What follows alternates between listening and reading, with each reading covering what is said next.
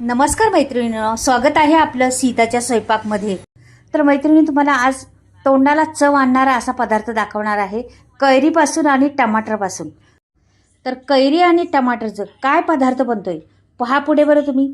तर आता मी इथे बघा, कैरी पाण्यात भिजत घातली होती, चांगली अर्धा तास पाण्यात टाकली होती भिजत असे म्हणतात. आता काय माहीत नाही मला, पण म्हणतात का पाण्यात टाकली तर त्याच्यात गरमपणा असतो तो निघून जातो आणि थंडपणा पैदा होतो, म्हणून त्याला मी, आणि त्याला चीक पण असला तर तो निघून जातो, ज्यात बुडापाशी चीक असतो तो चीक पण निघून जातो, म्हणून मी अर्धा तास पाण्यात टाकली होती भिजत. नंतर काढली तिला. आता कापली कैरी तोतापुरी आहे ही, आणि तोतापुरी कैरीचं करणार आहे. ही कैरी आंबट नसती, छान अशी जरी खाल्ली तरी छान लागती, म्हणजे बिंदास खाऊ शकतो आपण. अशी कैरी आहे, अशी खोबऱ्यासारखी मस्त पांढरी शुभ्र कैरी आहे. तर नक्कीच तुम्ही पहा. आता मी याचे तुकडे करणार आहे. याची साल काढून घ्यायची. पहिली साल ठेवायची नाही, का की तुरट असती साल, म्हणून साल काढून टाकायची कधी पण.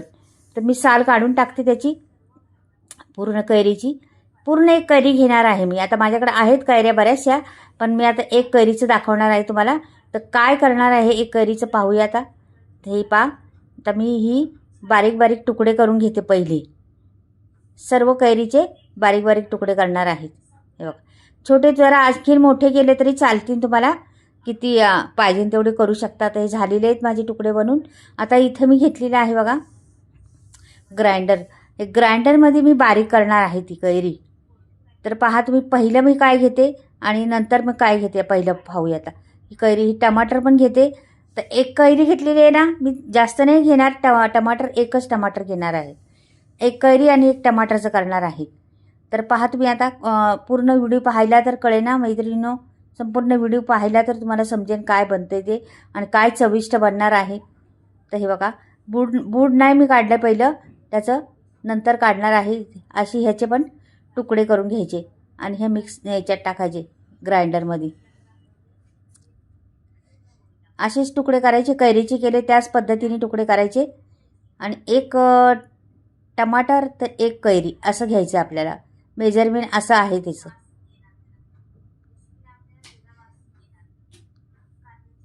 हे बघा, असं केलेलं आहे.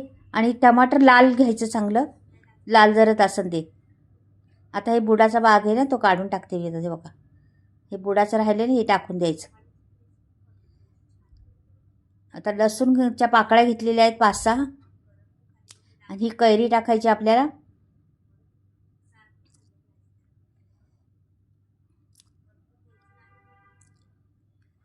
आणि खोबरं छोटी वाटी घेतली भरून, खोबरं पण टाकलेलं आहे. सुकं खोबरं आहे, त्याचा किस केला होता तो टाकलेला आहे. ओलं असलं तर ओलं पण टाकू शकता तुम्ही, आणि सुकं असलं तर सुकं टाकू. आता असं एवढंच वाटायचे आपल्याला ह्याच्यात. आणि ह्याला आता लावते मी ती मशीन ग्राइंडरची आणि वाटून घेते. पटकनी होतं. आणि ह्याच्यात काय होतं पटकनी वाटून, आणि एकसारखं वाटून होतं, असं होतं. तर मिक्सरमध्ये कधी काही जाड राहतात, काही बारीक राहतात, काही मोठ्या राहतात, असं होतं ना, म्हणून मी ग्राइंडरमध्ये केलेलं आहे. तुम्ही मिक्सरमध्ये पण बरोबर फिरून करू शकता. तर मिक्सरमध्ये बी छान भरून करू शकता आपण. आता मी ते मशीन लावते लाईटीवर, आणि लाईटी चालू करणार आहे, आणि लगेच होते बघा, वेळ लागत नाही. आता चालू करते मी. हे बघा, चालू केलेलं आहे. फटकनी होणार त्याला. मध्ये थोडंसं खोलून पाहते एकदा, त्याचं मिक्स करून जरासं, आणि नंतर मग फिरवून बघूया किती बारीक झाले ते. हे बघा, लगेच झाले का नाही बघा, अगदी 15 सेकंद पण लागले नाही त्याला. आता परत एकदा मी फिरवते. अजून आपल्याला बारीक करायचे.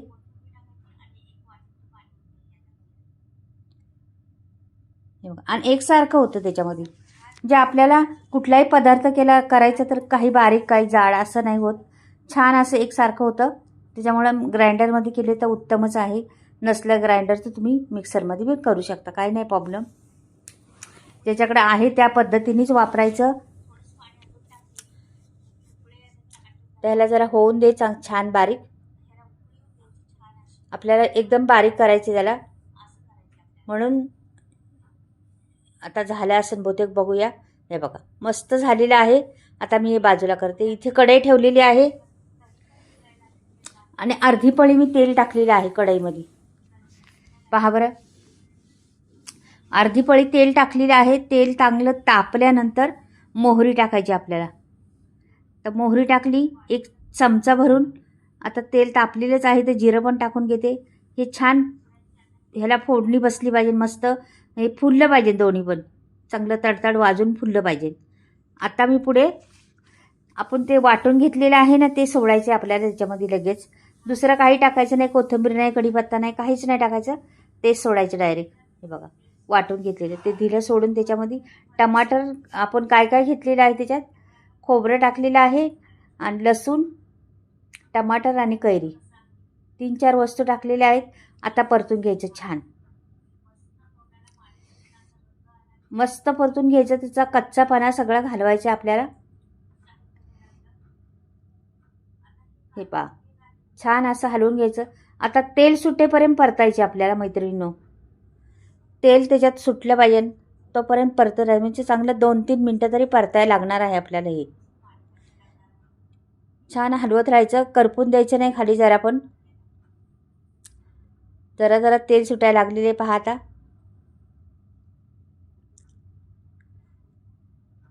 ह्याला तेल जरा एखादा म्हणजे जास्तच घालायचं थोडंसं, का की हे 8 दिवस तरी आरामशीर राहतंय, काहीच होणार नाही. मी हा पदार्थ बनणार आहे ना 8 दिवस तरी आरामशीर राहणार आणि खूप टेस्टी लागतो. तुम्ही जेवणाबरोबर बी खाऊ शकता, म्हणजे टिफिनला नेऊ शकता जेवणाबरोबर. तोंडी लावण्यासाठी तो उत्तम आहे. तर ही टमाटर आणि कैरीची चटणी बनवणार आहे मी, पण फार खमंग लागते ही चटणी. एकदा बनवून पहा तुम्ही, कळेन तुम्हाला किती टेस्टी लागते ती. तर ह्याला छान परतून द्यायचे. पण बघा बारीक करून ठेवलेलं आहे मी ह्यात जरा, आणि तेल सुटायला लागलेलं आहे त्याला.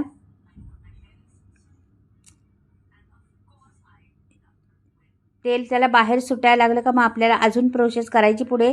आपल्याला अजून घालायचे जिन्नस त्याच्यामध्ये. तर इथे मीठ घालते. मीठ बरोबर अंदाजने घालायचं.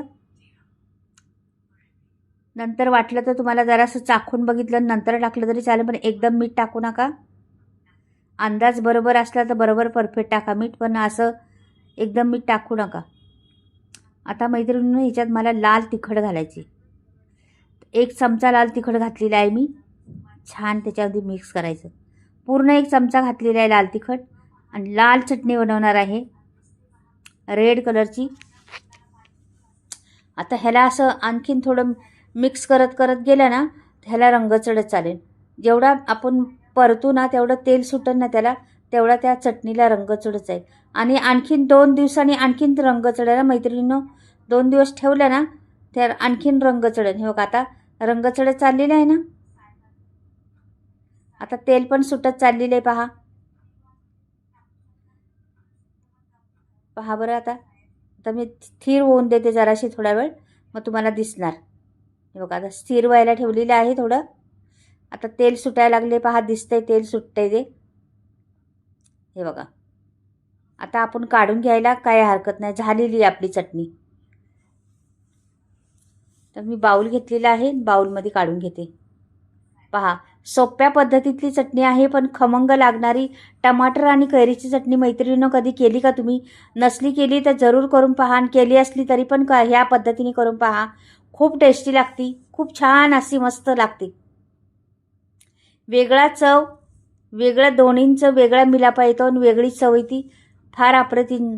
कैरीच्या अनेक चटण्या दाखवलेल्या आहेत मी, बऱ्याचशा चटण्या तुम्हाला भेटल्या असतील पाहायला, पण ही वेगळी आहे, जरा छान लागते ही पण करून पहा एकदा.